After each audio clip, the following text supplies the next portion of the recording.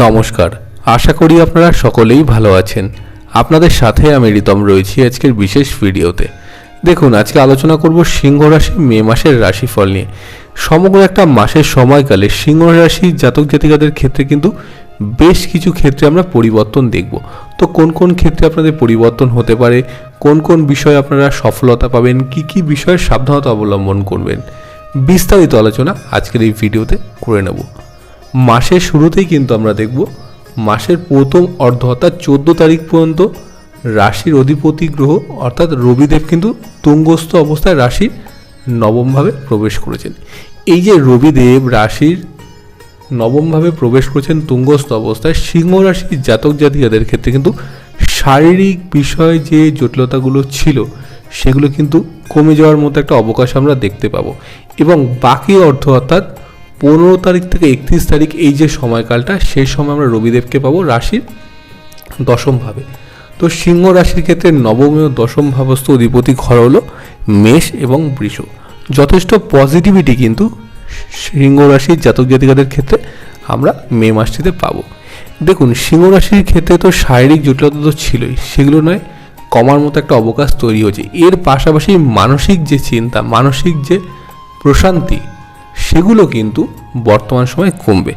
কারণ বৃহস্পতির কিন্তু দৃষ্ট রয়েছে আপনার রাশির অধিপতি গ্রহ, এবং রাশির অধিপতির লর্ড রবিদেব কিন্তু থাকছেন হচ্ছে শুক্রের নক্ষত্রে। এই যে নক্ষত্র বিনিময় যে রবির সাথে শুক্রের হচ্ছে, সিংহ রাশির ক্ষেত্রে কিন্তু পজিটিভিটি বাড়াবে, অর্থাৎ মানসিক স্বাস্থ্যের কিন্তু সমস্যা সিংহ রাশির জাতক জাতিকাদের ক্ষেত্রে কিন্তু কমবে। অনেক সিংহ রাশির জাতক জাতিকা রয়েছেন যারা কিন্তু বিভিন্নভাবে টেনশন রয়েছেন, কেউ সেলফ প্রফেশন নিয়ে রয়েছেন, কেউ কর্মক্ষেত্র নিয়ে রয়েছেন। এই ধরনের যে সমস্যাগুলো সেগুলো কিন্তু কমবে, অর্থাৎ আমরা শারীরিক বিষয় পজিটিভ কিন্তু একটা ভাইব্রেশন সিংহ রাশির ক্ষেত্রে বর্তমান মাসে কিন্তু দেখতে পাবো। দেখুন, 10ই মে থেকে কিন্তু সিংহ রাশির ক্ষেত্রে একটা নতুন অধ্যায় শুরু হতে চলেছে, সেই বিষয় নিয়ে আলোচনা করব। সিংহ রাশির ক্ষেত্রে আমরা দেখেছি অনেকেই আছেন যারা কোনো হায়ার পোস্টে চাকরি করেন, যারা লয়ার রয়েছেন বা কোনো কোম্পানির উচ্চপদস্থ আধিকারিক রয়েছেন, যাদের প্রমোশন বা যাদের অফিসের একটা সমস্যা তৈরি হয়েছিল যে এগুলো কিন্তু আটকে যাচ্ছে, অর্থাৎ পদমর্যাদা বৃদ্ধি কিন্তু সিংহ রাশির ক্ষেত্রে আমরা মে মাসের 10 তারিখের পর থেকে একটা পজিটিভ যোগ দেখতে পাবো। সিংহ রাশির অনেক জাতক জাতিকা রয়েছেন যারা আইটি সেক্টরে রয়েছেন, যারা কর্মরত রয়েছেন কিন্তু গভর্নমেন্ট সেক্টরগুলোতে, তারা চেষ্টা করছেন তারা জব সুইচ করতে, বা যারা গভর্নমেন্ট সেক্টরে রয়েছেন তারা চাইছেন তাদের প্রমোশন বাড়াতে, তাদের ক্ষেত্রেও কিন্তু পজিটিভিটি বর্তমান মাসটিতে আমরা দেখব। যেসব সিংহ রাশির জাতক জাতিকারা কর্মসূত্রে দেশের বাইরে যেতে চাইছেন, তাদের ক্ষেত্রে কিন্তু বলবো বর্তমান মাসটিতে কিন্তু সেই সুযোগ আপনাদের ক্ষেত্রে রয়েছে। দেখুন, 12ই মের পর থেকে কিন্তু আপনাদের সেই কিন্তু সুযোগটা কিন্তু আসতে চলেছে। অনেকের ভিসা, পাসপোর্ট বিভিন্ন কারণে কিন্তু যাওয়াটা পিছিয়ে গেছে এগুলোর ডিস্টারবেন্সের জন্য, তাদের ক্ষেত্রে কিন্তু পজিটিভিটি বাড়বে। অনেকে মনে করছেন কর্মক্ষেত্র সুইচ করবেন বা জব সুইচ করলে কেমন হয়। যেহেতু আপনাদের অষ্টমভাবে রাহু রয়েছে এবং আপনাদের দ্বিতীয় অধিপতি বুধ সে এখন রাহুযুক্ত, যার জন্য কিন্তু দেখবেন সিংহ রাশির জাতক জাতিকাদের প্রচুর পরিমাণে কিন্তু খরচ বৃদ্ধি হচ্ছে। কী কী কারণ যে খরচ বৃদ্ধি তারা কিন্তু সহজেই ধরতে পারছেন না। বিভিন্ন রকম চিন্তাভাবনায় কিন্তু সিংহ রাশির জাতক জাতিকা বর্তমান মাসে রয়েছেন, কিন্তু এই যে খরচ কমার যে একটা অবকাশ, এটা কিন্তু আমরা সিংহ রাশির ক্ষেত্রে দেখতে পাবো। সোর্স অফ ইনকামের জায়গাটি কিন্তু সিংহ রাশির ক্ষেত্রে নতুনভাবে বর্তমান মাসে তৈরি হতে পারে। সিংহ রাশির জাতক জাতিকাদের দেখেছি যারা নতুনভাবে প্রিপারেশন নিচ্ছেন যে জব সংক্রান্ত বিষয়, তাদের ক্ষেত্রে কিন্তু চান্সেসটা বাড়বে। অনেক সিংহ রাশির জাতক জাতিকা রয়েছেন যারা সিভি জমা করেছেন বা বিভিন্ন কোম্পানির সঙ্গে যোগাযোগ করেছেন, কিন্তু মনের মতো একটা চাকরি আপনারা কিন্তু পাননি। এসছে আপনার কাছে ফিডব্যাক এসছে, কিন্তু আপনার মনের মতো হয়নি বলে কিন্তু আপনি সেই চাকরিটা করেননি। তাদের ক্ষেত্রে কিন্তু বলবো আপনারা যদি আবার প্রচেষ্টা করেন বর্তমান মাসটিতে, আপনাদের ক্ষেত্রে কিন্তু কর্মক্ষেত্রে শুভবার্তা আসতে পারে, অর্থাৎ আপনার মনের মতো কিন্তু কাজ বা চাকরি আপনি কিন্তু পেয়ে থাকার একটা অবকাশ পাবেন।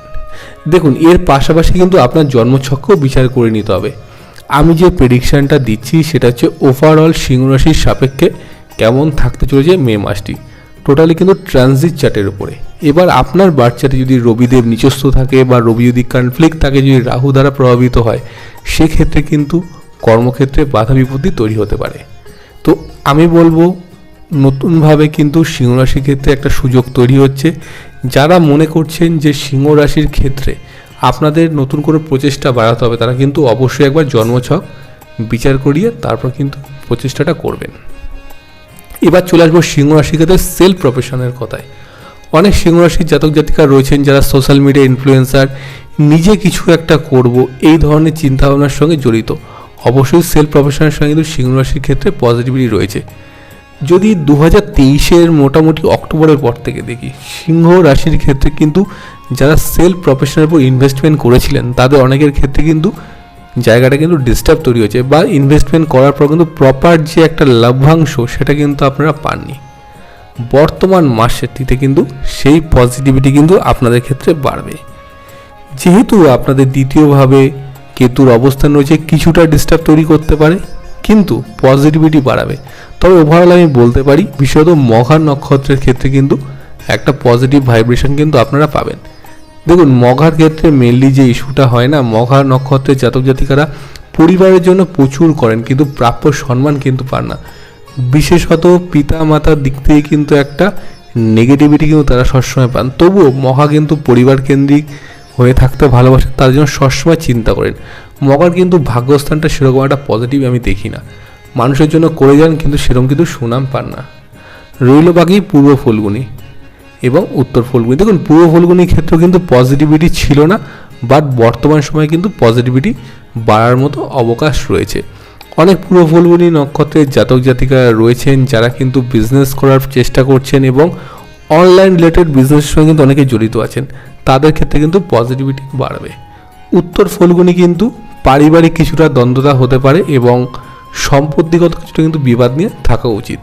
উত্তর ফল্গুনির ক্ষেত্রে আমরা অনেক গৃহবধূ বা হাউসওয়াইফ যারা রয়েছেন তাদের ক্ষেত্রে কিন্তু বলবো, আপনারা যারা নতুনভাবে কোনো প্রচেষ্টা করছেন তারা কিন্তু অবশ্যই কিন্তু করতে পারেন, সফলতা বৃদ্ধির কিন্তু একটা অবকাশ থাকবে। এবার চলে আসবো সিংহ রাশির জাতক জাতিকাদের ক্ষেত্রে বিবাহিত জীবন এবং সম্পর্ক নিয়ে। দেখুন, আপনাদের কিন্তু পঞ্চম ভাবস্থ অধিপতি গ্রহ সে কিন্তু রাহুর দ্বারা কানেক্টিভিটি রয়েছে। তো এই যে শনি রাহু কানেক্টিভিটি যে সংযোগ এবং শনি বৃহস্পতির যে সংযোগ, কিছুটা কিন্তু ডিস্টার্ব তৈরি হতে পারে সম্পর্কের ক্ষেত্রে।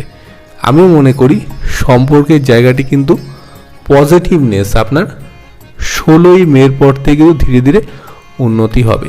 যাদের এই মুহূর্তে সমস্যা রয়েছে সম্পর্কের জায়গায়, বিভিন্ন রকম মতান্তর বা মতবিরোধ চলছে আর কি, তাদের ক্ষেত্রেগুলো কিন্তু এগুলো মিটে যাওয়ার একটা অবকাশ দেখতে পাবো।